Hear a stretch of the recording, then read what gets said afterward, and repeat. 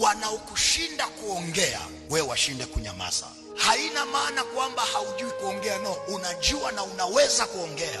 Lakini ukiongea wewe, ukijitetea wewe, manake unamwambia Bwana, wewe huwezi kunitetea, acha nijitetee mwenyewe. Haijalishi mahali unakopita, haijalishi wamekukatia tamaa, haijalishi vita unayopitia, just relax.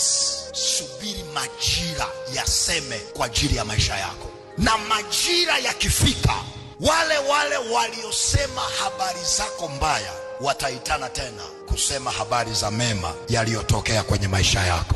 Wale waliosimama na kusimulia habari za kushindwa kwako, majira yakifika wataitana tena kusimulia habari za mema ambayo Bwana ameyatenda kwenye maisha yako kwa jina la Yesu. Just relax.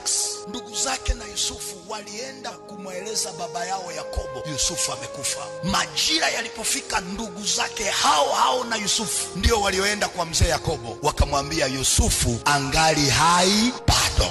Wamesema mabaya ya Yusufu, na majira yalipofika, majira yaliwalazimisha wakasema na habari za mema za Yusufu kwa jina la Yesu. Mungu atawalazimisha tu, wanataka hawataki, watasema, watasimulia na habari za kupandishwa cheo, watasimulia na habari zako za kuinuliwa na Bwana kwa jina la Yesu.